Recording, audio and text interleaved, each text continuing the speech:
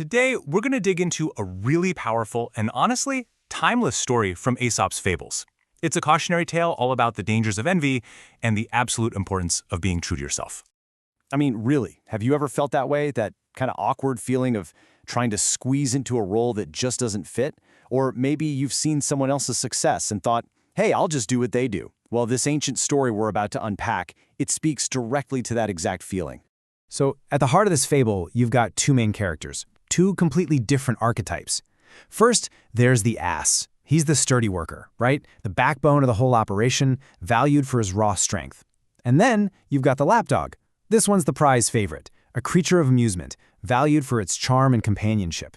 Two very different roles, with two very different ways of being valuable. All right, so let's start with our first section. This is all about what happens when we start to envy someone else's life, but without really getting why they're so perfect for it. And we're, well, not. And this quote from Aesop himself just nails it.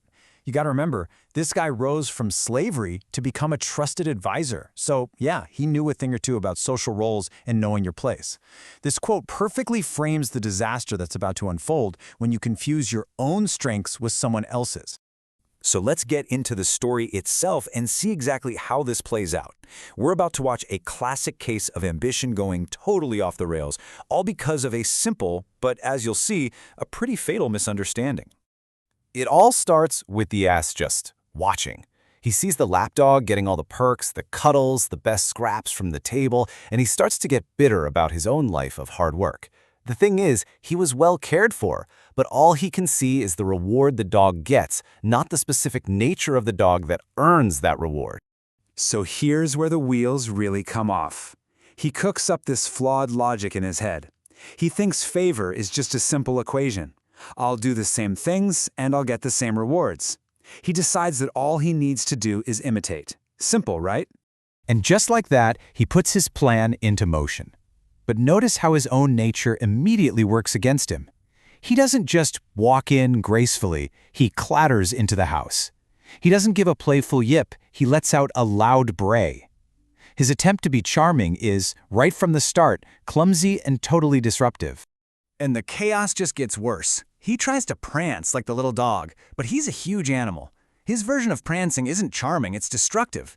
He ends up knocking over the very table that holds the treats he wants so badly.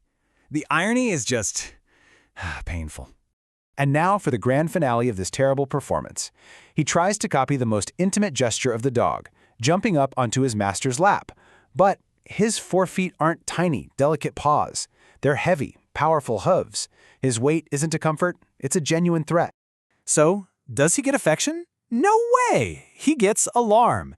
The master is genuinely scared and he yells for help.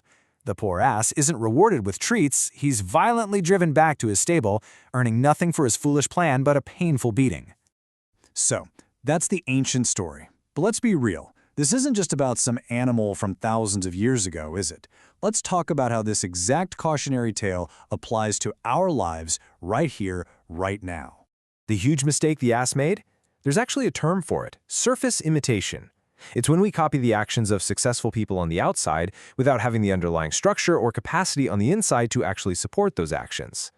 The ass copied the dog's behavior, but he completely lacked the physical traits that made that behavior charming in the first place. And this brings us to a really big question we should all ask ourselves. Are we so busy being jealous of someone else's seemingly easy life that we're completely blind to the unique power and value that comes from our own contributions, from our own unique strength?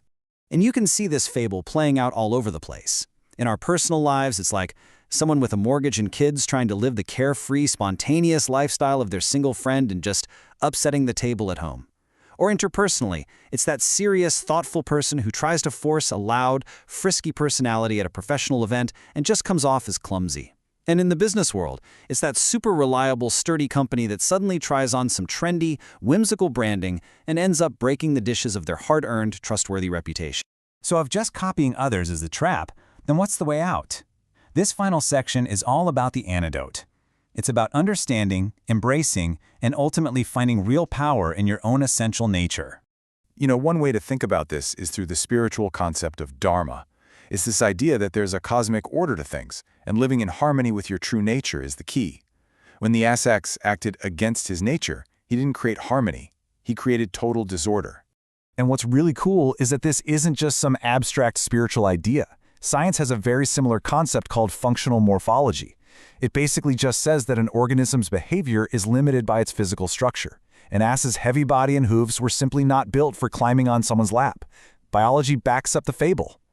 And all this leads to a huge mental shift. We have to start reframing the things we see as our burdens. Your weight is your worth. The very thing that made the ass so clumsy and destructive in the dining room is exactly what makes him so noble and essential out in the field. His strength is his value. So to really help this sink in, here are some powerful mantras. These aren't just feel-good phrases, they're declarations of self-acceptance and purpose. I mean, think about this one. I seek respect through my own utility, not through another's play. Wow, that's the entire lesson right there. Ultimately, when you boil it all down, the choice is pretty clear.